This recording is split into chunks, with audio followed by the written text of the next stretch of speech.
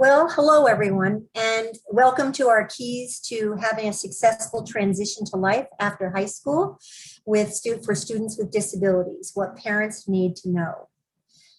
Today's workshop is with John Spinney, who's the Postsecondary Transition Disability Equity Coordinator at the Student Support Services Division of the Vermont Agency of Education.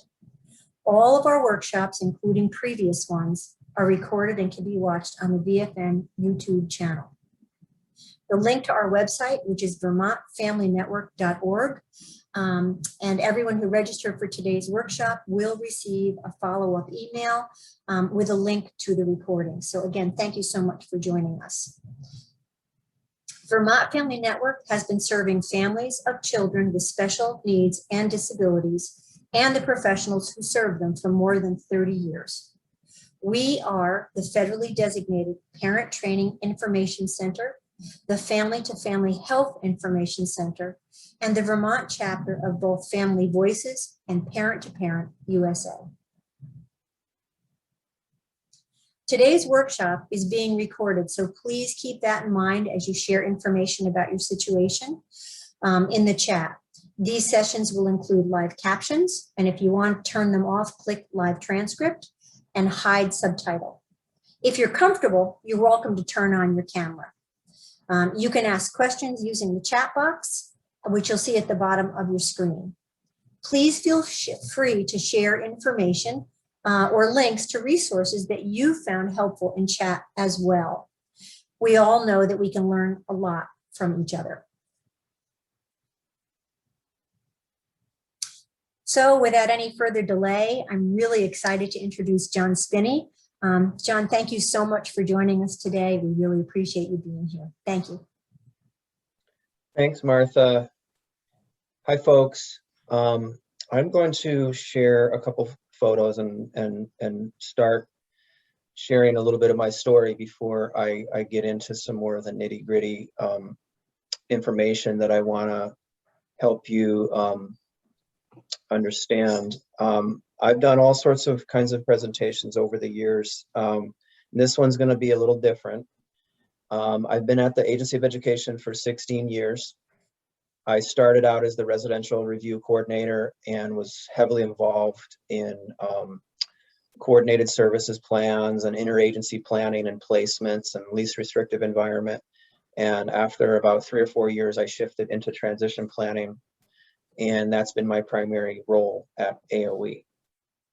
I'm on the Governor's Council for the Employment of People with Disabilities. I'm on the Developmental Disabilities Council, and I'm also the liaison between the Vermont Special Ed Advisory Panel and the AOE. So I make sure that the voice of the panel is heard by AOE, and the purpose of the panel is to be looking at special education in Vermont and giving the agency advisement, and I help relay that. So I'm going to share my screen because, again, like I said, this is going to be a little bit different, and just bear with me for 1 second here.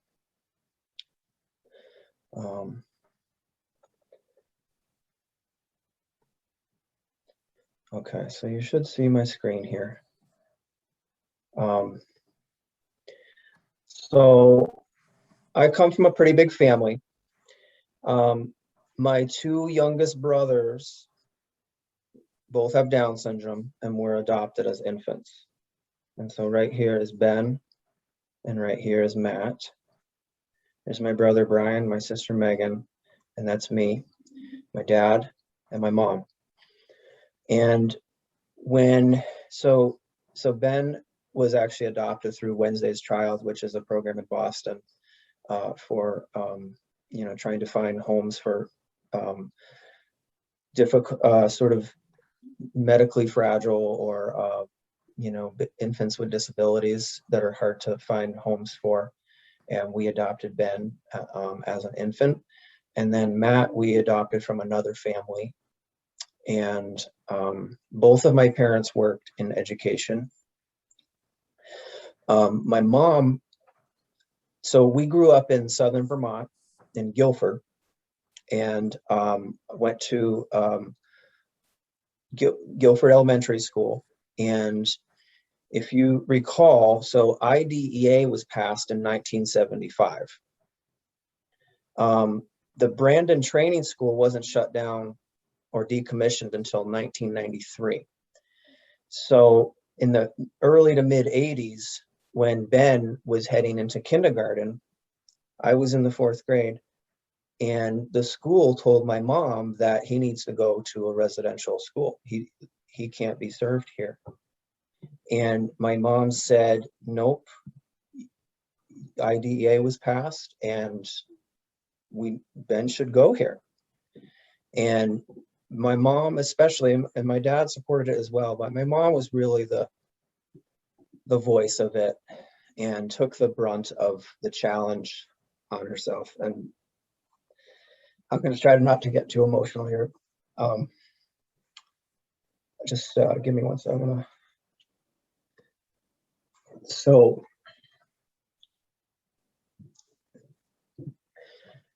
the school gave my mom a really hard time, and I grew up in that environment. And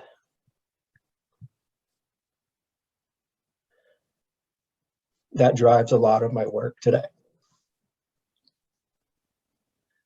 My mom became a voice for other parents of kids with disabilities and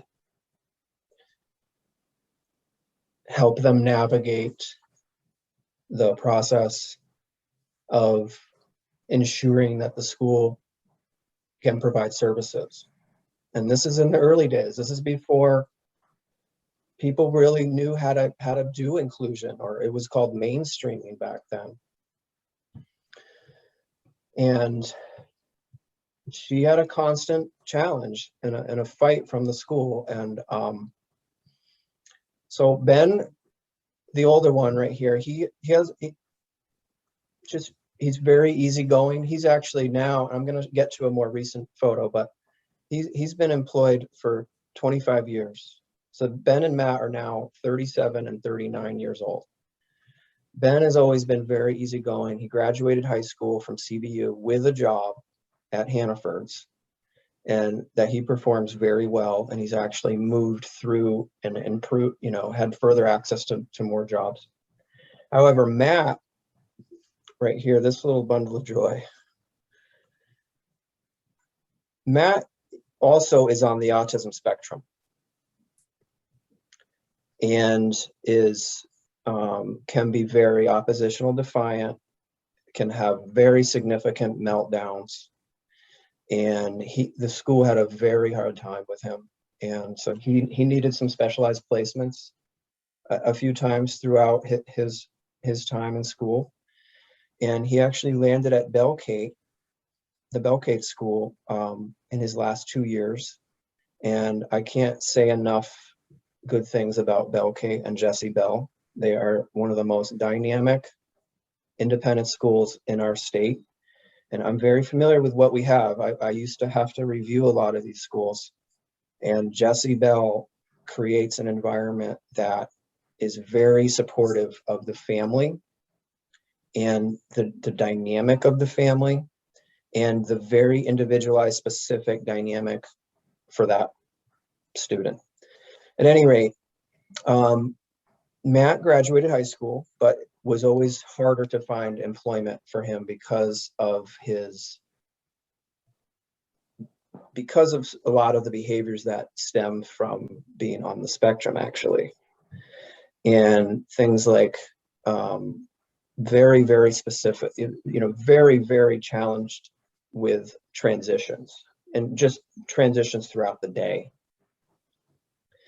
So both boys were included and mainstreamed for all of their time, with the exception of Matt needing to go to an independent school. But it was really the right fit for him. It was the least restrictive environment in his case. But as I grew up, my mom was, she started out as a general ed teacher, and she got her master's in essential early ed. And she also she at one point was working for the Vermont, which is now the VFN. She was working for Vermont Parent Information Center under Connie Curtin. And I grew up, there were parents with their children that would come to visit us because they wanted to meet with my mom. And I was surrounded, it was a common occurrence for me to see a young child with maybe a helmet on because they had seizures and they had severe epilepsy, or they had cerebral palsy and had a lot of physical mobility challenges.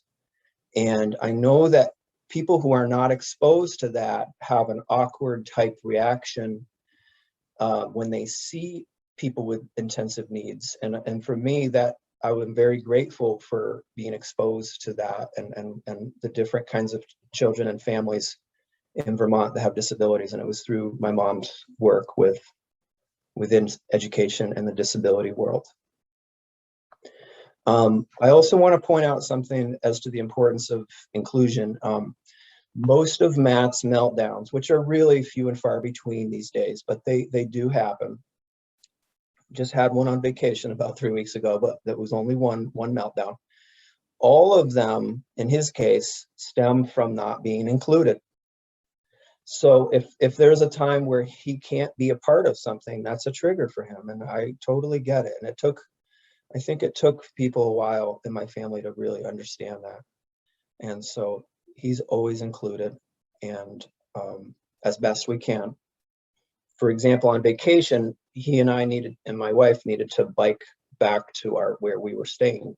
Most of our family was staying in one house, and we were staying just down the street, 2 miles away. And he just didn't want to leave the action, of course. So he had kind of his meltdown, but and we just kind of worked through it, and he apologized the next day, and we move on. So long story short, a lot of my work at AOE has been shaped by what I grew up, the environment I grew up in. And I'm now the legal guardian for both Ben and Matt. And let's go to another photo here.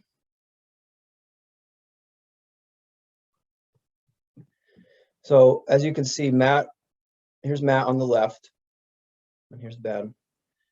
He's got something in his ear. Sorry about that. Just ignore that. He had a little cut in his ear, and he doesn't usually have that. But Matt has a trach, and Matt has several times almost died due to not getting air. And he also has a severe choking issue that was much worse when he was younger. It's not too bad now. But the trach care is pretty extensive, and there's lots of things that we need to do around that. And for example, he can't swim. He can't go in the water, which is always a tough thing, but he's accepted that and does pretty well with that. And he has a huge heart. Both of them are just pure heart, and everyone that they come across, including myself, they bring joy, and I love being around them. I can exit the real world of stress and chaos and everybody rushing around in their day-to-day lives. Just spending even just a few minutes with them is amazing. And I try to spend as much time as I can. Matt and I, before COVID, we would go every Tuesday night. We'd go to Nectar's and see live music. He loves music and dancing. So long story short, I've grown up in this environment of disability and inclusion and access, and that is always feeding the underpinnings of how I work at AOE and how I support parents and work with schools. So I want to start getting into some of the key things that I think parents need to know about transition planning. So let's see, where do I want to start here? So when your son or daughter turns 16,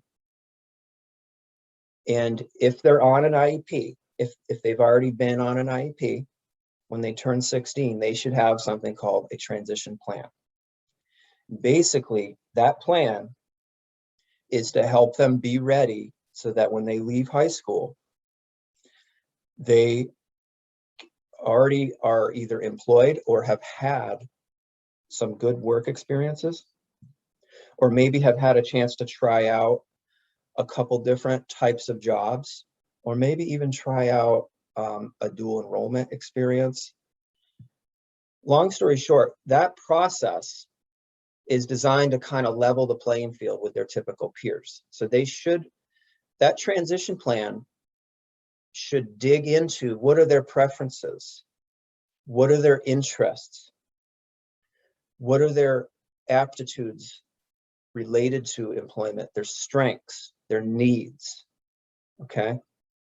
Now, hold that thought for a sec, because in the general education world, they're doing personalized learning plans, PLPs. Those drill into the same kinds of concepts. So if your son or daughter already has a PLP, personalized learning plan, that should help inform the transition plan. There's key information that is a part of that PLP that can help inform the transition plan. And the transition plan will just take it much further. It'll take those preferences, needs, strengths, and interests and start designing some goals around them. What does the student want to do when they leave high school? Do they want to go into the employment world? Do they want to go into higher ed? And the plan should set that big goal. What is that big goal for what they hope to achieve after they leave high school? That's called the post-secondary goal. And then they have these underlying goals, which is what the school is going to work on during the year. And those goals should be directly linked to skills, whether it's communication or some type of functional skill that they need to know, like they need to know how to read the bus schedule and be in a certain place at the right time so that they can use public transportation to get to and from their job. That's all something that can be built into that transition plan. All right, so as far as the transition plan, remember, it's trying to level the playing field and help students with disabilities be successful after they leave high school. And one of the most critical aspects of transition planning is the interagency involvement. Okay, so that's voc rehab and developmental services. Voc rehab is a huge asset and a resource to any IEP team. So I want to encourage all the parents here to please do your best to be open-minded about having voc rehab involved. And the reason is that by doing that, you're now opening yourself up to a lot more information and support. So when there's things like forms that you're not sure how to fill out, that's something voc rehab can help you navigate that and help give you the transition counselors can help give some assistance. Or maybe you're wondering about what are some of the education options for after your son or daughter graduates. That's also something voc rehab can help navigate. And I'm going to touch on some of what those options are today a little bit too. So by including voc rehab prior to graduation, when your son or daughter graduates, they're leaving the world of education, which is very scary for parents because you have all these supports and services, right? And everything's going well. And now you have got to get ready for this totally different world. And the transition planning process, it should help like smooth that out and make it not as much of a rigid or not as much of an abrupt thing. So by starting transition planning a couple years before they graduate, so like I said, it should be starting at age 16. And you can be having voc rehab involved and they're there as a resource. However, the special educator is sort of leading the charge. Okay, and then also including developmental services prior to graduation. So if your son or daughter is eligible for developmental services, you want to make sure that they're invited to some of those meetings, because the left hand doesn't always talk to the right hand. And if those folks don't get pulled into those meetings, it's going to make a harder transition when they leave high school. Now, one of the key things that can help ensure some success here is if your son or daughter graduates with a job. If they graduate with a job, and if they're already eligible for developmental services, they're going to automatically qualify for supported employment. And that's the job coaching services to help them maintain that job. The problem is, and this is where we have a gap in Vermont, if your son or daughter does not graduate with a job, but is eligible for developmental services, all you're going to get right off the bat is likely some respite services, which of course are very helpful. But what that means is, as a parent, you're going to have to start doing some of your own job development. And I want to encourage all of you to do a little bit of research on job development. And it's all about the job match. And you can do a very simple model. I just did one with my brother Matt. He has a unpaid work experience right now at an assisted living nursing home. He has lots of skills that he helps out with for example, cleaning tables and helping organize, helping with laundry, can help with some things in the kitchen. There's lots of things he can do, as well as just generally be a positive energy and be cheering people up. The problem is, because he does not already have paid employment, he can't get locked right into supported employment. And this is why there's a gap. So I actually had to do the progressive employment, I had to do the job development to get his foot in the door with this employer. And if he can perform the tasks up to their liking, then they can choose to hire him. And if they do hire him, that's when supported employment with his developmental services agency will kick in, and then he'll get a job coach. So right now he just has a respite worker going with him. This is why there's a gap. I feel like he should have a job coach who understands a little bit more about building that relationship. But I basically had to set it up on my own, and he's not going to get supported employment until he starts getting paid. So that's one of the pitfalls. If your son or daughter does not graduate with a job, it adds an additional challenge here. And so you kind of have to work your own connections a little bit. And I want to just encourage you to be thinking about that and start to do a little bit research on job development. And I want you to also remember that Vermont Family Network is a major asset and resource for you as well, with any type of questions related to disability, and especially transition planning. So where was I going with that? So if the supported employment is already kicked in, that's great. And in Ben's case, he graduated with a job, so he had automatically moved into supported employment. Matt, on the other case, has been more challenging due to his behavior. So, but coming back to the time when your son or daughter is in high school, the main thing that the school should be doing is helping identify their strengths, preferences, needs, and interests, and building specific goals for them to build on those as they relate to a type of job that they might be interested in that is tied into some of their strengths, and ideally have a chance to try a couple things out. Just like I know when I was in college, and I went to college for, I was doing my student teaching to become a teacher, and I realized I didn't actually want to work directly as a teacher. I wanted to be in education, but I didn't want that specific role. So it was good I had a chance to try that out, because I knew I didn't want that. And students with disabilities need that opportunity as well. They need to be able to try some things out, see what works. And then if things do work, to be building on that, helping them get those skills, and then hopefully leading to paid employment. But if not, at least they've hopefully have learned some got some good skills.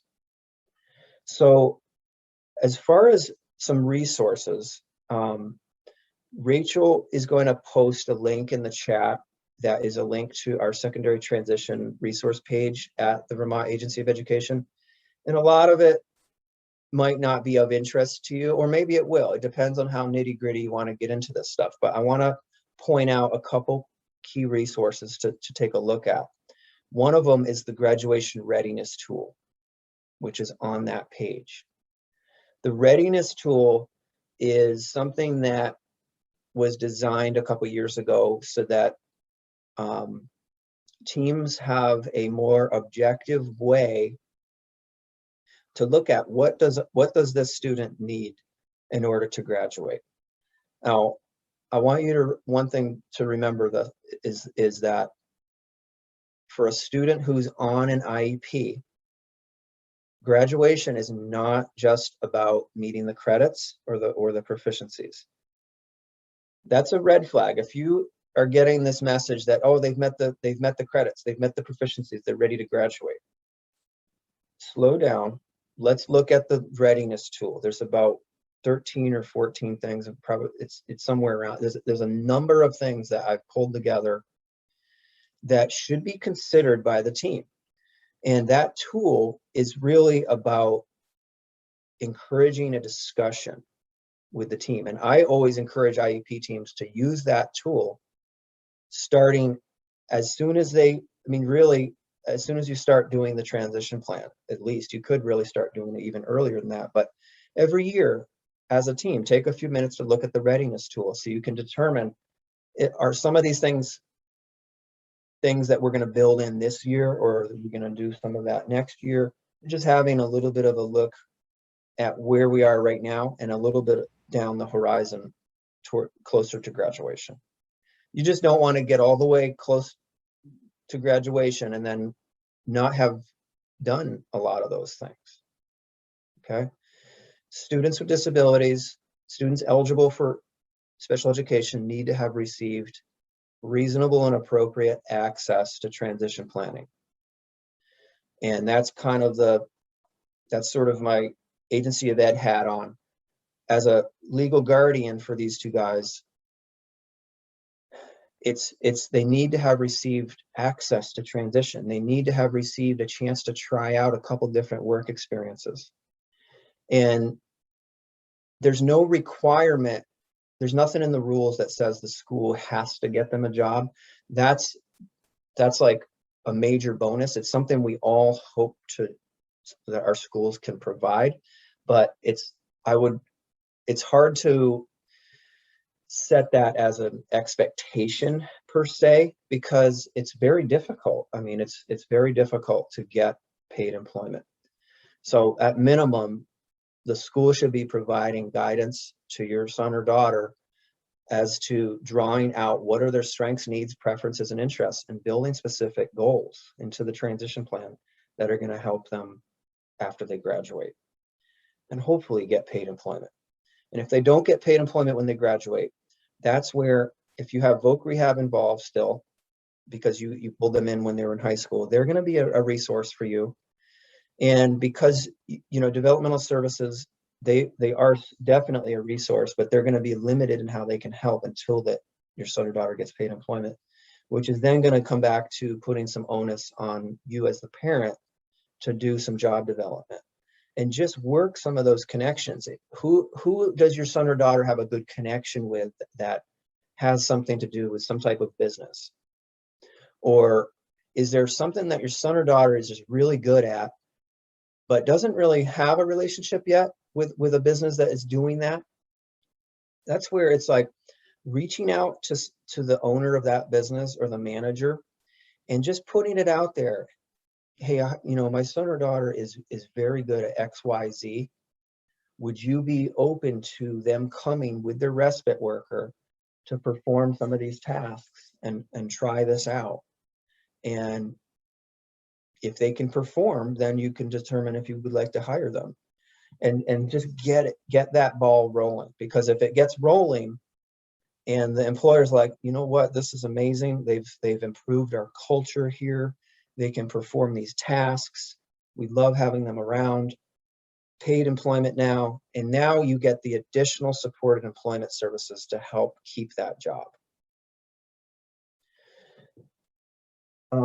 What else here? So as far as overall transition planning in the IEP, I want to encourage everybody to always come to your IEP meetings with, as best you can, an open mind and positive energy, and assume positive intentions on behalf of the special educator. I've been at the AOE 16 years, and every single special educator I've ever met, they wouldn't be in that role if they didn't like working with kids and students and help, wanting to help care for students and help improve their outcomes. They're good people. And I think sometimes if there are times within the IEP process that can get adversarial or what have you, all that's going to do is just slow things up. So I just want to encourage you as best you can. And certainly there's going to be times where you can't help but be adversarial because you love your children and you're passionate. And trust me, I know what that's like. And I've seen my mom go through that. But at the end of the day, it doesn't, if it goes too far, it doesn't always help things move in the right direction. So just always trying to maintain a good, positive, caring connection, and maintain and you know, care and feed that relationship with the special educator. And I've seen it when it works well, that special educator will go above and beyond whatever they need to do to help your son or daughter. But if the relationship gets damaged, they're going to just probably do the minimum that they need to do, right? So it's just an overall sort of recommendation around the teaming process, around things that help. What else? I'm just looking at my notes, and then I'm going to get into, I received the questions that people sent, and I'm going to get into answering those questions. I just want to make sure I've looked at my outline, and of course my brother's calling me now. This guy on the left is calling me right now. I told you he would. He called, literally, he clogged up my voicemail. He leaves me, because we always just joke around, and he goes on and on with this joke stuff on my voicemail. He's a character, and then my voicemail has no space on it. Anyway,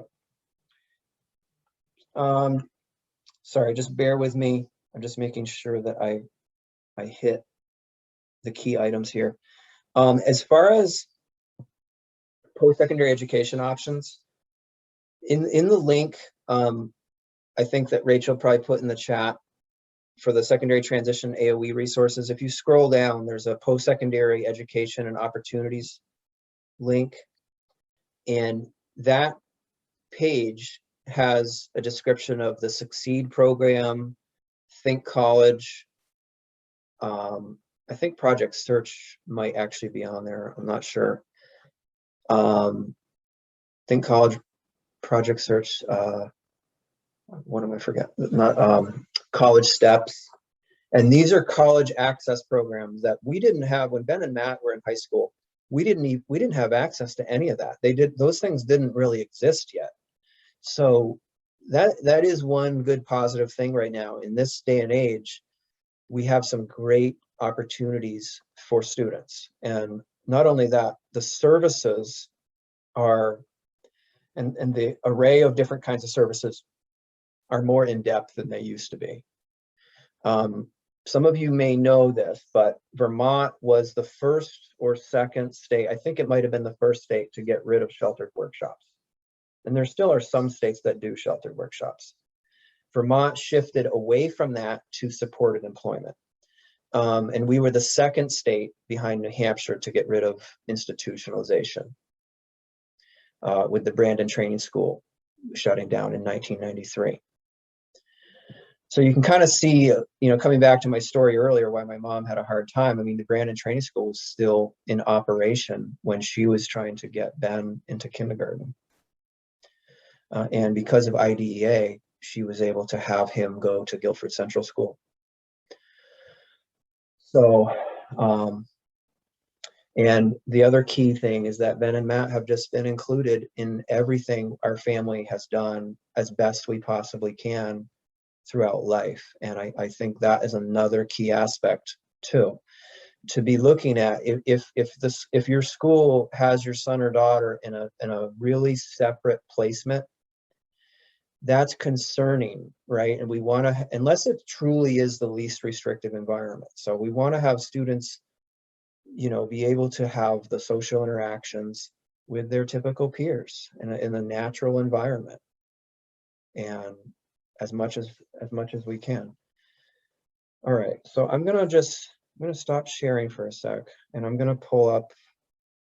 I want to go through some of these questions, and then I'm gonna start going through the chat.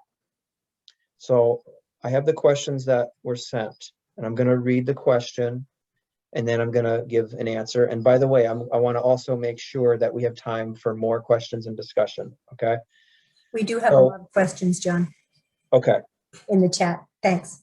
All right. Let's cruise right through these, and I'm going to get into those. So the first question is, what should I be doing now to prepare myself and my child for life after high school? He's in 10th grade. So again, this is something I've talked about already. It's all about the access to transition services, being able to try out some different work experiences, trying to get a hone in on what is a potential good job match. Because even if they don't graduate with paid employment, at least you have that understanding, and then you can run with that as a job developer and try to help your son or daughter get that job and then get the support of employment. And that goes for also looking at things like speech, communication, disability, self-advocacy, certain specific life skills, like related to transportation, perhaps. Those are all things that should be included in that transition plan. The next question, looking for ideas and suggestions for social skills support and college career skills for boys with ADHD, autism spectrum, and anxiety. So what I said for that was sports. Sports and outdoor activities, group activities, those are a great way to just have great social interactions and learn improved communication. Being on a team is really a great thing to help with some of that energy, might help with some of that anxiety, might help some of their ADHD symptoms, which, there is research that shows that exercise helps with ADHD. So that, some type of whatever sport or activity that they're interested in, maybe not even necessarily a sport, but something that really engages them, that they can do as a group, whether it's just typical sports, unified sports, or perhaps some Special Olympics. Well, just going to depend, I guess, on the student. But I would definitely look for organized group sports and events. The next question is how to create a circle of supports, paid and unpaid, for my adult son. So good transition planning that allows the interagency players to share their resources and offer what they can, and work various connections from different angles, friends, relatives, all about that job match in mind, and also holding a belief that everyone can work in some capacity. And again, that might get at some of that job development that I said that parents might have to take on some of that if their son or daughter does not have a paid employment. Let's see, so a couple more questions here. Specific educational and employment supports currently available post-high school for individuals with moderate to severe developmental disabilities. So as far as the employment supports, that would be through your designated agency, or perhaps your specialized services agency, like CCS in Chittenden County. And that's where you're going to get those employment supports and the employment expertise, employment training, job developing. Well, the problem is I shouldn't have said job developing, because if they're not already employed, they're not going to be able to contribute much in terms of resources to that, but they are going to be contributing to job coaching and helping your son or daughter maintain their job. Now, as far as education, that gets back to some of those programs, and there is that link.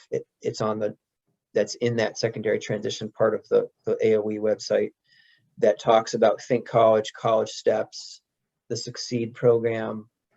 Even CCV has some good programming and access. So there's a lot more available now than there used to be. So next question, who takes over once our son loses support from the school system? My concerns revolve around what exists and how do we access adult disability services in Vermont. So prior to graduation, those questions should be answered. So your special educator can help with that. This is also where Voc Rehab can help. Voc Rehab can help you navigate some of this, actually, as well as Vermont Family Network. When in doubt, especially related to transition, reach out to Vermont Family Network, and Martha Frank is really the guru for transition and is always a good place to start. And like I said, Voc Rehab can help fill out some of the forms or help give you some guidance on the forms, where to find things. So I get very concerned when I see that an IEP team has not included Voc Rehab. And because Voc Rehab is going to be somebody that stays with your son or daughter after they graduate, whereas all of those school relationships, unfortunately, are going to go away. And it's hard, it's sad, and it's a fear-inducing thing. So having Voc Rehab there is a constant for you and can be a huge asset. What else here? So all parents need to, let's see. Who helps families locate and complete government forms? That's like I said, Voc Rehab can help with that. The school teams have been great, but once that ends, then where do we go? So that's exactly why transition planning needs to start early, right when they turn 16, because it's going to help map out and pave the road ahead of you for what your son or daughter is going to do. It's going to grease the skids, if you will. If that school has done good transition planning, it means that they've drilled into your son or daughter's strengths, preferences, needs, and interests, and they've created goals around developing skills that are going to help your son or daughter get a job or go on to higher ed. And that process should be totally well underway prior to graduation. You know, it's a major red flag if transition planning hasn't started until that kid's in their final year of high school or something. Let's see, looking at some of these questions, I've kind of answered most of these. Are you ready for Matt for any questions for the chat? Yeah, let's dig into the chat questions. Okay, would you like me to read them off? There's quite a few. Sure. Okay, the first one is it an obligation of the team to create this plan, meaning the transition plan? My son is 16 and there is no plan in place. Do I need to create it? I keep hearing we have time, so I haven't really pursued it. He has 2 more years. So if her son is in a public school and is on an IEP, that the school is required to do the transition plan. It is a required piece of the special education system that needs to happen. And this is federal. All states comply with this. So there does need to be a plan in place. And if there's no transition plan and that young student is 2 years away from graduation, that's a major concern. And I would have the parent call the special ed director for her district and just find out why there's no transition plan. And you know, that actually the parent could file for an administrative complaint if there is no transition plan. I think it might be the same person asking, is the transition plan an addendum to the IEP or a separate document? It's all part of the IEP. It just doesn't kick in. The actual template doesn't get used until the student turns 16, but it's the official Vermont IEP. It's part of the IEP. it's actually been improved. I looked at what other states were doing that have the best transition outcomes, and I made it a little easier for special educators, a little more in depth, and also better for students. So it's an official Vermont IEP form. It just doesn't kick in until they turn 16, and then that's when the plan gets created. Here comes another one. What is it specifically that prevents developmental services from providing job finding assistance, since finding a job before graduation is extremely challenging and often doesn't happen? Is it a legal or regulatory issue, a system of care issue, and what would it take to change this? It's a really good question, and it's one of the things that I have a major issue with as well. It's a gap. Schools need some support with job development, and if that student does not graduate with a job, the job development work either doesn't happen, or the parent makes it happen, and then the developmental services supported employment won't kick in until the paid employment happens. So it's kind of like a mix of regulatory and system of care. It's a change that needs to happen. I would like to see, it came up, like I said, with my brother Matt. Like, he's got access to respite, he's got access to supported employment when he had that job at Maple Fields, but when that ended at COVID, he was back to just respite and did not have paid employment. They could not engage the supported employment and do job development. It's kind of a weird little gap that doesn't make sense, in my opinion. Like, they should be helping with job development, and they aren't. And I don't know if it's an underlying resource issue, maybe, but at the end of the day, it's just kind of how their system is set up. So I think it's kind of like a regulatory system of care change that is going to need to happen at some point.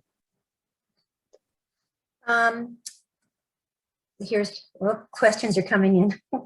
Do employers get any perks by hiring our unique kids besides just feeling good in their hearts?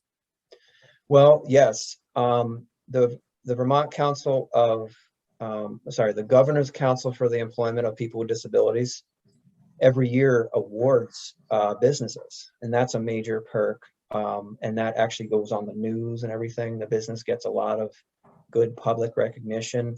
The Alchemist here in Stowe, Vermont, just actually received an award for hiring a young man with autism.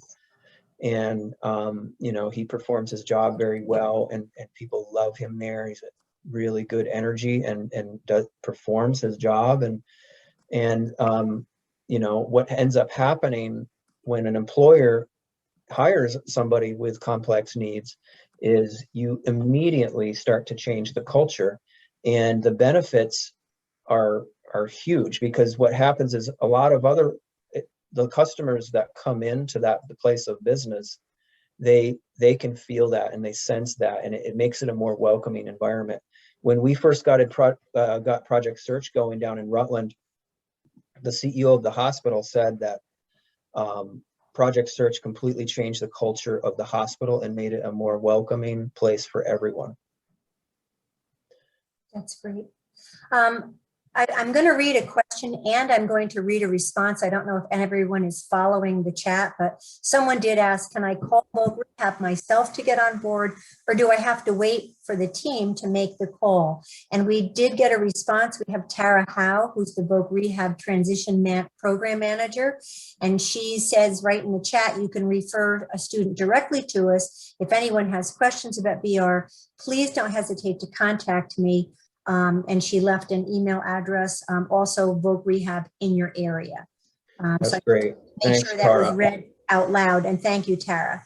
Thanks, Tara. Just want to point out, Tara, thank you so much. And everyone, for all the parents here, Tara is really the driving force behind Voc Rehab in a lot of ways statewide. And she's connected to and oversees all of the transition counselors statewide. So if there is a local issue happening that you're not comfortable with, or something, anything related to VR, if you don't have a good relationship already with your transition counselor, you can always reach out to Tara. Thank you, John. Another question. What services will my child receive if they go to college? Will I, the parent, have to case manage her? Okay, so that's a good question. So it's going to depend a little bit, but you probably are going to have to do some level of case management in a way because there are holes in our system. However, if you're talking about if your son or daughter gets into college steps or succeed or think college, they're going to be able to really help with a lot of that. Okay. Now, if that's not the case, if your son or daughter is just going to be a typical matriculating student who has some disabilities, what they're going to have access to is what any student has access to, which is at the student support office at the college, or sometimes it's called the ADA office, the Americans with Disabilities Act office. And some of the colleges have different names for those offices, but everybody there, for the most part, often has, in my experience, especially nowadays, has a lot of background in disability and can be a great asset. And that is something that in the transition planning part of before graduation, that's something that if your son or daughter is going to be heading off to, let's say, Northern Vermont University or UVM, you want to, as a parent with your son or daughter, go visit that school and go meet the folks in that student support office and get a handle on what kinds of supports and services are available through that office, and or are there peer-to-peer support. Don't forget about peer support. That's actually sometimes a really great piece that can help your son or daughter, especially with if there's some tutoring or some additional skills work that's needed. But find out what can be offered in that office. All right, so John, before I read the next question, I do want to read a comment. Again, I don't know if you can access the chat, and they're coming in like rapid fire. And it is from Kristen Lee. This has been the most informative session I've encountered yet. And I apologize for not monopolizing the chat, but it's the best one. It just disappeared. It is Thanks. The best chat. I monopolized the chat, but I really got some good info here, and thank you.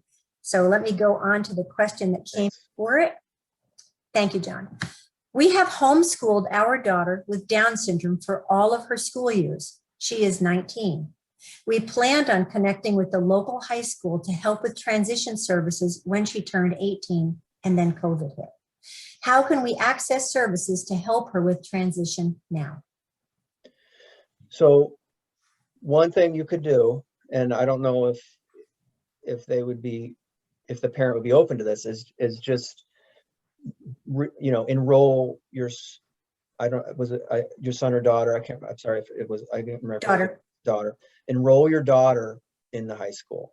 That's one option. I don't know if they're gonna be amenable to that.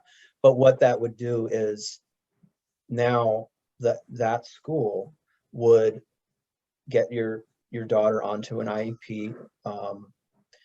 They evaluate or record review or they'd get your daughter onto an IEP, and that's when they could build that transition plan. So that's one way to do it. The other way to do it would be maybe to consult with somebody that does this kind of work, which I don't really know who is doing that per se, privately or anything, and to have them help with some of that. The other thing is if your daughter is eligible for developmental services, you could try to see if you can get the developmental services agency to help with some of the ideas and the planning process of it, because most of those supported employment folks are very skilled and understand transition and job matching.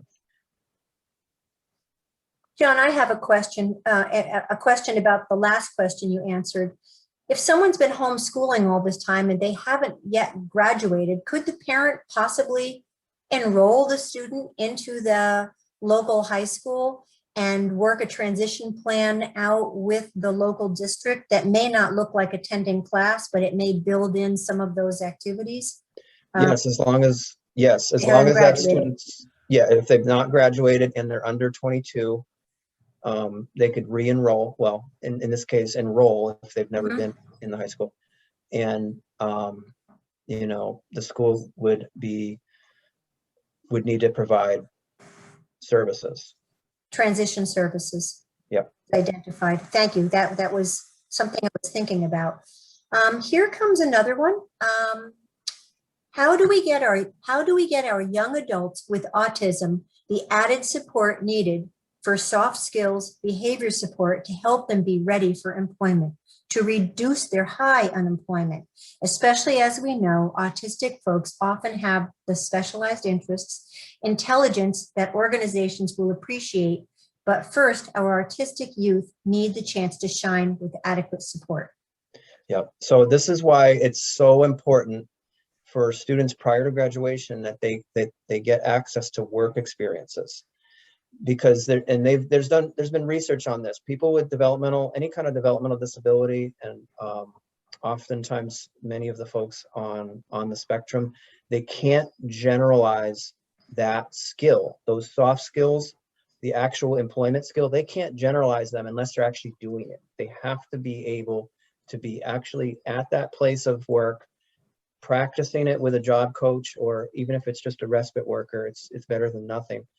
And learning it hand over hand, like actually doing it, like trying to teach them transition skills just like verbally or in a classroom, it doesn't work. They can't generalize the skills. So they really need that access to practicing some of these work experiences or these tasks in a job environment. Here's a question that I think came up before, and I'm going to invite Tara Howe if she's still on the call. I see that you're still on the screen. Can we call Voc Rehab ourselves to get our child connected, or do we have to wait for the school to set this up?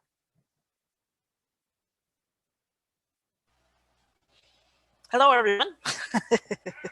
Hi, Tara. You know, I would say that you can always reach out to us directly.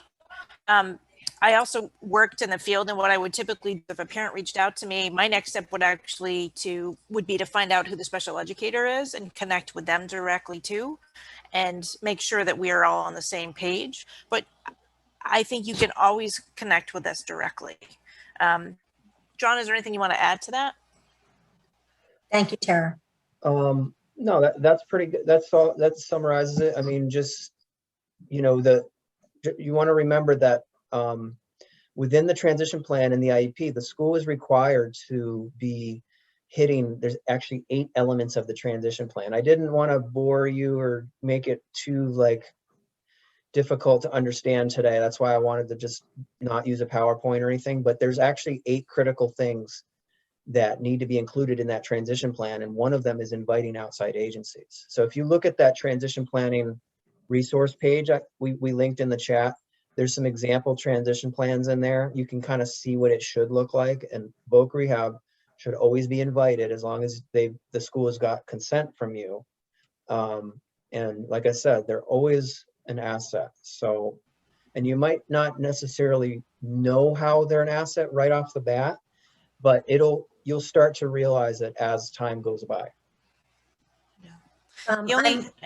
Go ahead. Sorry, Martha. I just wanted to add too is that the one thing is that we are a voluntary program. We don't require students to be part of it. It's always their choice. So we meet, and you know, all of our transition counselors are well versed in working with youth and young adults and know how to engage. And there's just situations where students aren't ready, and that's okay. The door never closes on VR. So if they don't engage in high school, they can always join us later on. We are here, we're always available, and we just want to make sure that they want to be connected to us. Thank you, Tara. So John, it looks like we are wrapping up. It's 1:59. Are there any additional questions? We could maybe go a few minutes more, maybe 1 or 2 more questions, or we'll close. I'm looking in the chat and I don't see any other questions at this particular time. So I'll give it a minute. I don't see any other ones. So I'd like to thank you, John, for today's informative workshop. This was really great. We had lots of folks writing that into the chat. You'll see a link in the evaluation in the chat and some of our other workshops that are coming up. It would really be helpful if you would complete the survey so we can make improvements and fulfill some of our grant requirements.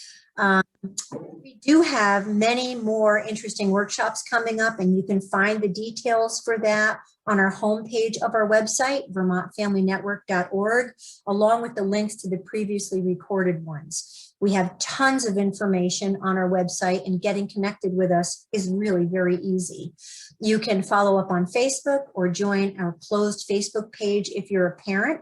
The name of the closed Facebook page is Vermont Families of Children with Special Healthcare Needs.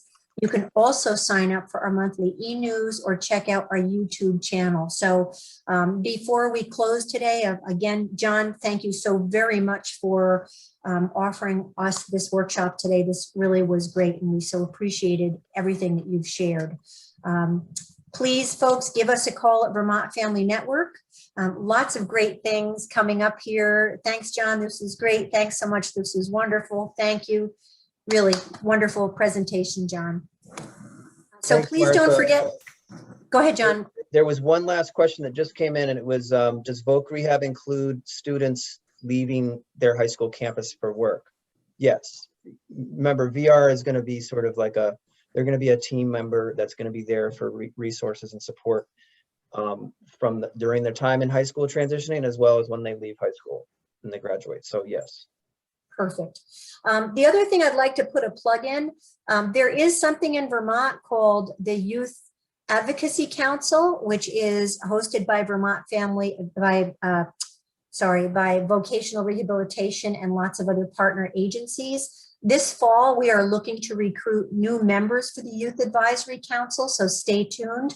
That information will be available through transition counselors and through Vermont Family Network and Vermont Council for Independent Living. So there's a lot of different ways. If you have questions about it, please call VFN. And the other remark here is thank you so much, John, for sharing your family's personal story. So again, thank you, everyone, and have a great day, and we hope to hear from you. Thank you, John. Thank you, Thanks. everyone. No problem. Take care.